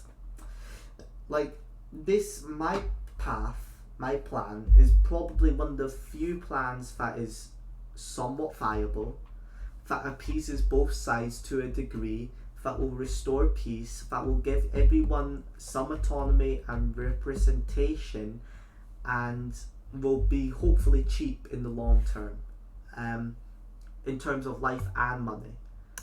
Um, and it's a realistic way forward. It isn't just sloganeering. It isn't just stop the genocide. Like, yes, stop the genocide, but like, where is your path forward? All these Palestine supporters, they don't have a vision. They don't have a plan. That's what annoys me a bit. Like, their plan is say this and then what? you know. And the Israel, I guess they do it as well. They don't really have a plan either. They're just both sides are kind of winging it. Let's just be honest. They've been winging it for a while now. So I feel like my plan is one of the concrete ones, but I know there are problems with it. Yeah, but even you have to agree. You don't have you have to agree. You don't even have that many other like plans or paths. Or do you know any other? Well, no. Well, I myself, I'm a firm believer of peaceful discourse. I know Mm. you somewhat disagree sometimes, but I believe not we, but if they can lay down their weapons and talk as civil and Well, I think the big human thing beings is. on an equal level, Mm, mm. then whatever they conclude will be at least something better than what is currently Well, happening. I think the biggest thing is convincing the Palestinian people. How do they stop? How do they get rid of Hamas? Basically, I think that's the biggest question, I guess, or yeah, question. How do we get the Palestinian people to hate Hamas? Basically, that's one thing I don't have solved in it yet. Well, okay, for example, like my example with the IRA in Ireland, like how did the public perception change on them so quickly? Because the UK tried to, you know, uh, relinquish some of their like authoritarianism, if you may. They put forward the idea of peace talks. They pulled back soldiers from active duty. They tried to de-escalate everything. But then the IRA persisted and persisted and persisted. So people were like, okay, these guys are just bombing and So shooting how and killing about for like the fun of we it. have international observers in the IDF to prevent war crimes from being committed? Um, Yeah, but I don't think they would accept that. We've tried doing that with their nuclear. Israel never publicly admits that they have a nuclear weapon. They yeah, I won't know. allow Western or even But any I'm like talking about the supervisors or military. inspectors or anything. Has that ever been proposed? I'm not sure. I don't think I've heard that before. I don't think there's been a proposal on that. Never heard of it, at least. Does any military? I don't. do that at all. The last time I heard about that was the Battle of Gettysburg. The Confederate Army had a British attaché. Well, we can Uh, have. Well, it's a solution. It's at least we'll be able to monitor them and keep them accountable. You know, and if they're international, they're going to be hopefully neutral and impartial. We can fight a host of countries to take part in that program. You know, and watch them and say, hey, this was a war crime, but this wasn't actually. You know, it keeps them kind of more on their toes. You know, and more accountable. I said that again, but but I feel like Israel is kind of like Macbeth. Have you read the play Macbeth? I'm sure you have. yeah, I have, but I can't remember much. I know there's He's that they're king. steeped. What was the quote? I am steeped so far in blood that were I to return, it would be as tedious as going back the way I came from, or something like that. Like they're so far steeped in blood that I don't think they really care about their like atrocities and war crimes. They just like, oh, because they don't feel like who will bring them to justice, who will account for the crimes they commit. What do you think? I don't think so. They know Israel knows. All of Israel knows that they're losing public sympathy from the West, and that's going to boundlessly going to cause them to have a bad. Okay, well, public sympathy is one thing, and a crime for war crime. I mean, a trial for war crimes like Nuremberg is a different thing. So But what I mean is, a public sympathy is a consequence for them because eventually there's going to be a diplomatic incident or some kind of thing where they will need support and they won't get it from America, from the UK anymore. One day that will happen, and it's gonna happen soon, I think, because public sympathy is wavering for them. Like they know it, and they're not gonna. Soon, they might get sanctioned. You know, that's what I'm talking about. That's what I mean by public sympathy. That's good. That's the result for Israel. That and it's a very real reality. I think there's a lot of Israelis who don't like Netanyahu, and you know, they think he's an off guy. You know, there's different sets of Israel's side. There's also that domestic pressure from the Israelis who are against the war, who are against Bibi, and you know, I think that's also something to take into consideration. You know, so I do think it is. They will be held accountable. I don't think it. And I think if we find a deal where it, like I'm talking about policing Palestine, but you also need to police the IDF. So having international observers, and you know, this whole host of a plan, I think it could work. Like like I know everyone plays devil advocate to this idea, but like what else is there? You know, there's nothing better really. You know, how do we build a two-state solution if we were going to do that? You know, I just don't see it happening. We could send a peacekeeping force, but who's gonna peacekeep in Palestine itself? You know, and I don't know. I just a two-state solution. I don't think it'll benefit anyone. It's a tough one. It's a yes, tough okay, one. thank you for your points. Yeah, it is. We can't answer this question now. We're just two guys, and Mm. What do you think about yeah. facts in politics? I talked about this once before, but I said Very something good. along the lines of like what did I say? Yes, S- that facts and stats can never change the hearts and minds. Oh no, it's yeah. about hearts and minds, not facts and statistics. And I completely agree. No, but like I feel like there's Like so many many. people. Oh, Yeah, okay. there's so many people who are Sorry. like hoity-toity about it though. You know, like I'm right. I've got this fact that says you're wrong, and like you can Yes, and that's the distort any problem. You can fact. spin any Mm-hmm. fact. Exactly. To your narrative. Exactly. I I feel like this is like a issue as it as like you know like a stereotypical issue, but like Yes, okay. Well, facts and statistics, they're good to back up an argument, but mm, if you're basing your argument off of statistics, mm, then that's when the problem arises because you can argue anything based on any statistic. You can argue that colonial Britain was mm, a great power, was a super power, and they helped the civilized people. Look at the rates of education, literacy, whatever, and look at the after decolonization. You could argue yeah. anything with facts and stats. So that's not the main idea, but it should be used to support your argument. That's the main. I also think that use, I like would say. obviously I'm not saying we should live in like our own worldview and be trapped in an echo chamber. I'm not saying that. But what I am saying is like there is certainly something to be learned, right? By the fact that there are so many people out there. You could probably, someone could, I bet two people on other sides of the political spectrum have used the same facts to argue against each other at one point. Yeah, that's what I mean. Like, it's it's not always, facts, funnily enough, are not always the perfect or the truth. You know what I mean? Like, at the end of the day, people will distort facts to their worldview. You know, I do it, and I admit it.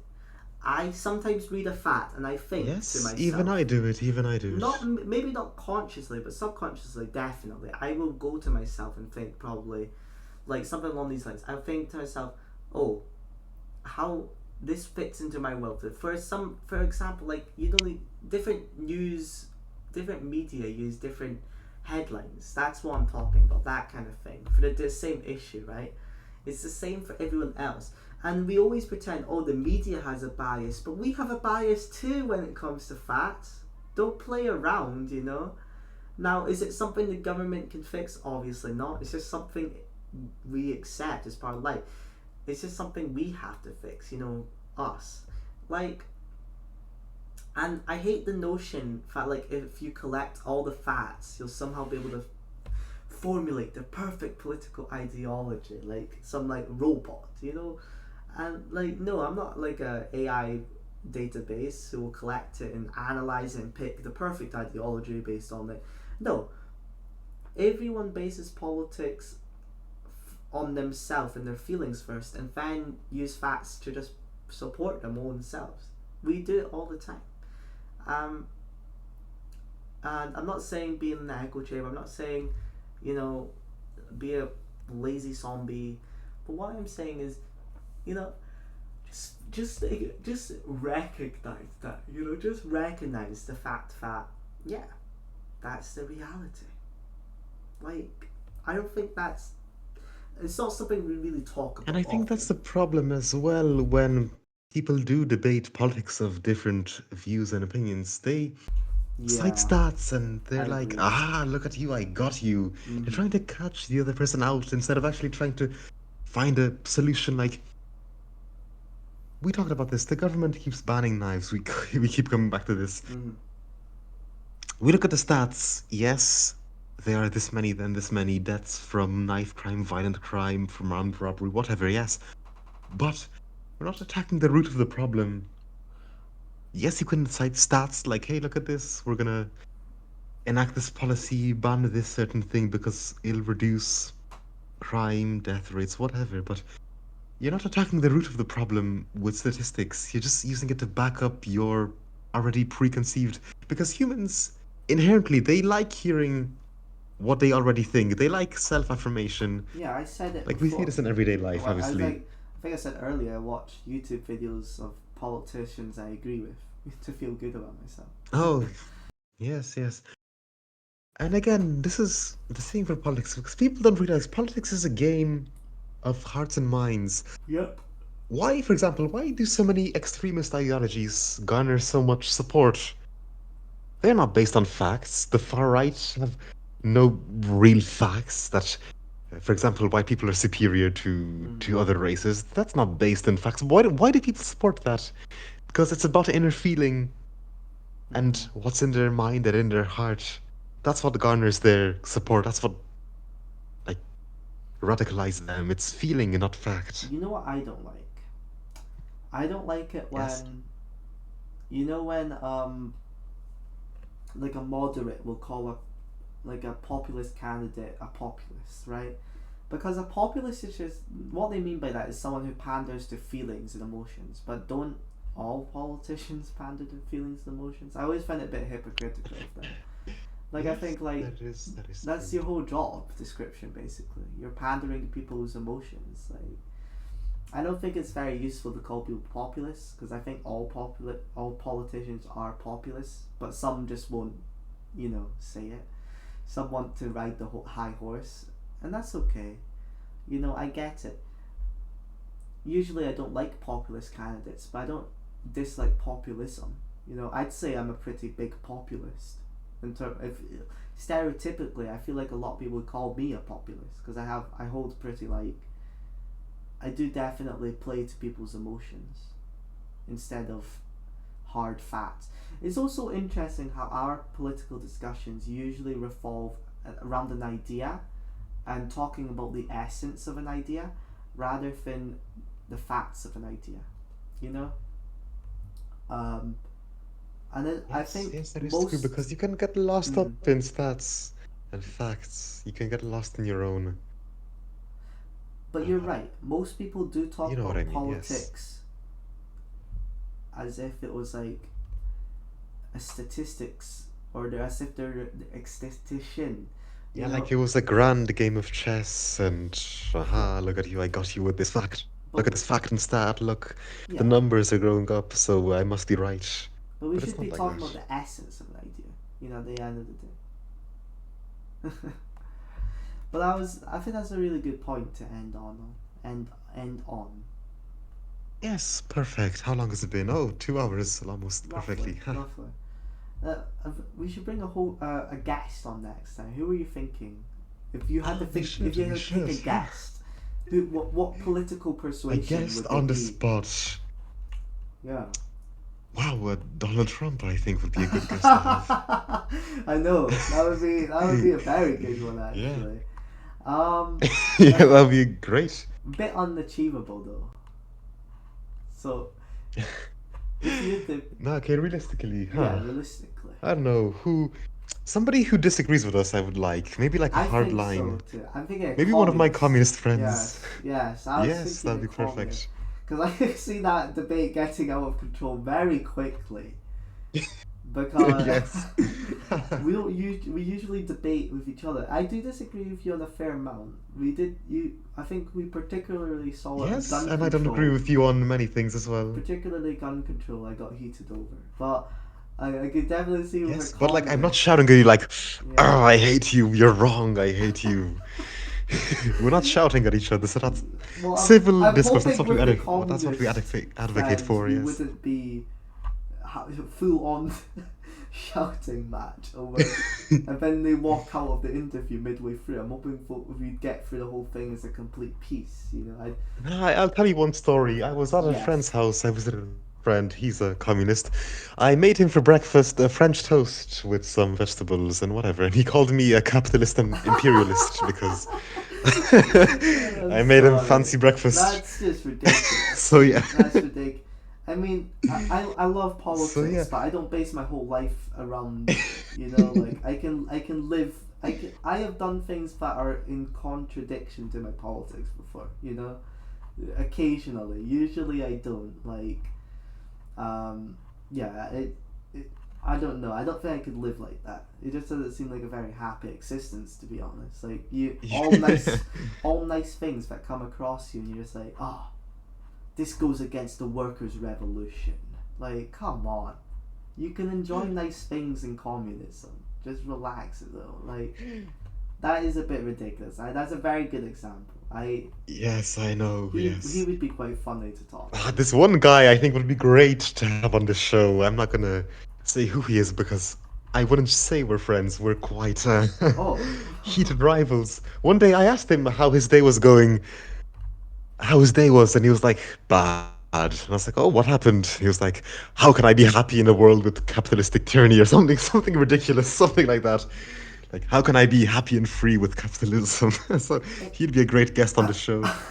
Occasionally, I won't lie. Occasionally, I do get angry at the world because I feel like, why can't we have a libertarian way of life? And the wonderful thing about libertarianism is, right, communism would be allowed to be an ideology in our world because people could actually Yes, of course. fulfill communist ideals by having our economic system, because it promotes small business, but you could theoretically just live in a commune in our society since it's all small business, and it'd probably be achievable. And that's a wonderful thing. We'd be appeasing both sides of the debate. We'd be appeasing communists and capitalists, and that's what I'm really proud of this ideology. We are meeting half. It's almost like a Yes, it compromise in a way. finds middle point. Yeah, Yes, it's a of course. compromise for both sides, and that would be a deeply interesting. And then after we debate a communist, we probably have to debate someone, an extremist. Yes, on the other side. Yeah. Preferably not a Nazi, because I imagine that debate would get boring quite quickly. But someone right wing, Yeah. like typical reform or restore photo.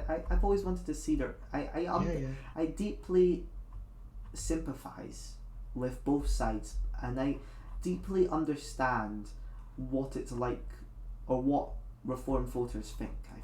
I deeply know. Because I find it hard to sympathize, not because I don't agree. Well, of course, I don't agree with their views, but I feel that most reform and restore voters, they're just scared. They're just frightened people. They're just scared about their future and whatever they believe in. But when I mentioned two-tier policing, I think that's kind of the same line of thinking. And again, that ties into fear. Yes. Yeah, it is a bit more of fear. than passion for their cause. With left-wing people, they are passionate about their cause, their views. Communists will fight and die, I dare say, for their beliefs. But people who vote for reform and restore, they're just frightened. They just want security. You know what I mean? Yeah, I do know what you mean. Our last episode's actually done fairly well. There was a lot of comment. Well, not a lot. There was 3 comments, but someone said they liked it. And I was pretty happy about that. A 2-hour-long episode. I'm surprised they liked it. They said they loved it. And yes, I have 2 friends actually. One friend actually, I think, watched all of it. He's gonna give us a review. Oh, really? I would love that if you could just write a comment, because the comments do drive up activity. Even if he disagrees with us, I don't mind comments that are like, yes, "Hey, I disagree with this point." You can just, I don't mind that. Preferably keep it respectful, but if you're not respectful, it's fine. I'm not going to delete the comment. I don't think I'll ever do that. I try to keep to my principle of free speech, of course. That's great to hear. Yes, of course, I can't wait to see the review. That will be very exciting. I'm assuming first episode. So, Alex, second actually, second. Okay. Interestingly, You're Black episode. Yes, what a title. I'm gonna put the title on this one: "We found the solution to Israel and Palestine." And then we'll see where that. The solution to Palestine. The solution to abortion. The final solution. No. The final solution. No. We can't have that again. We can't have that. Well, no. This one. No, but definitely get a in the lot first of episode, views. Alex, in the first episode, we had the Great Leap Forward. The Great Leap Forward. Now we have the last solution. We can't have that. The lasting solution. The final, perfect solution. No man left behind. Okay, ladies and gentlemen, I think this is a good time to stop before we get assassinated.